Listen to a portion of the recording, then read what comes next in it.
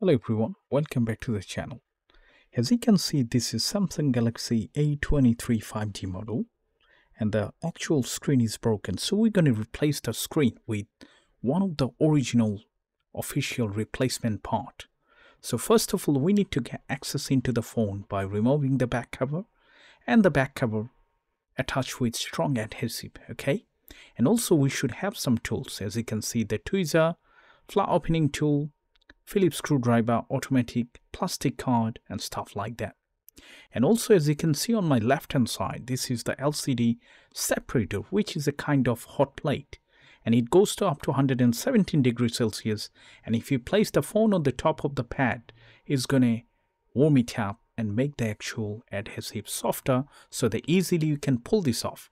Don't worry, if you do have one, then you can use any ordinary hair dryer that should be strong enough to pull this off. So two things you must need to do. If it's possible, switch it off. I know when the screen is broken, most of the time it's impossible to switch off. Don't worry about it. And the second one, you must need to take out the SIM tray, because if you don't take out the SIM tray and if you pull this off, you're going to damage the board. By the way, now let me show you how the original screen look like, because on online, especially on eBay, there are many counterpart replacement screen that you can get with poor quality, with the touch and the picture quality. As you can see, it says 360 handwritten. It shows this is the original part. That is one of the reason. Second one, it comes with many other components for the original part.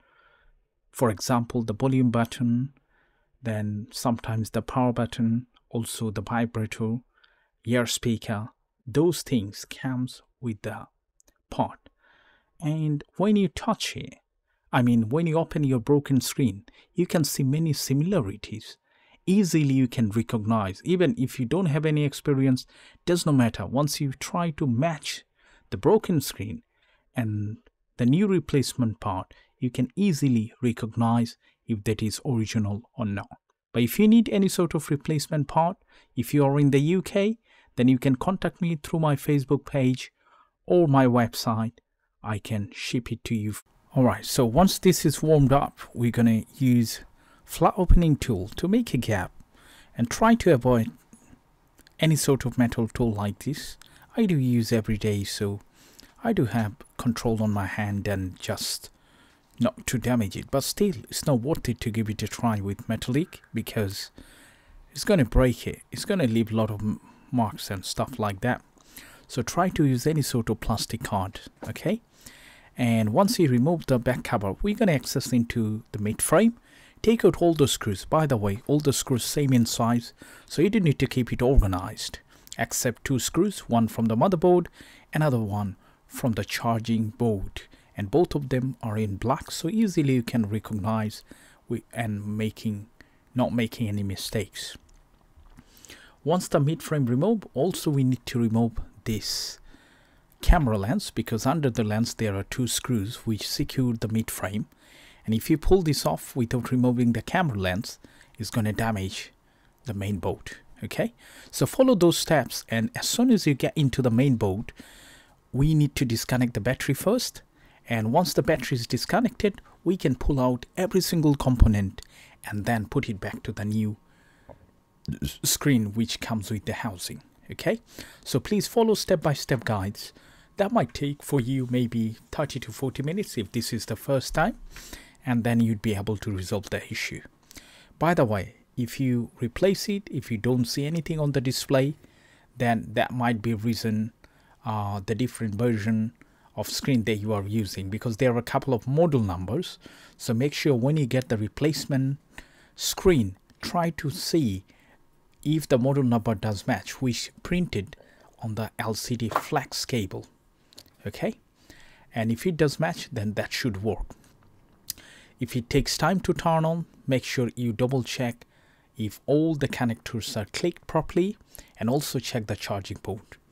When you pull the charging board out, make sure you're very careful, because that is very flimsy, very thin PCB, which makes easy to get damage. Okay, so please follow step-by-step guide and watch the video until the end. Hopefully that would help. If it does, please make sure you subscribe and support to this channel.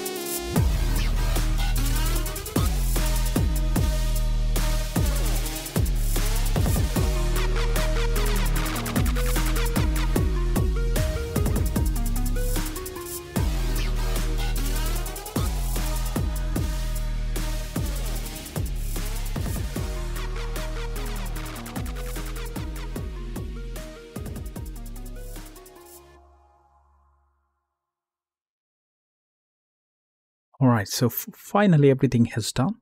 And before you put the camera lens, you must need to secure these two screws, and then you just need to click in there. There is some pre-installed adhesive in there, so you don't need to add anything. And if you apply proper heat to pull the backup around, you don't have to reapply any sort of adhesive. But if you really want to do, I would suggest you can use double-sided tape that usually you can get instead of using any sort of liquid, because liquids sometimes make it mess, and over time it's get a little bit thicker and bumped, which makes the phone looks really abnormal. So now we're going to turn it on finally to see. Yes, it turned on and everything works fine. So still, if you do have any question, leave it in the comment section, and I hope I'll see you in the next video. Like and subscribe. Thanks for watching. Bye for now.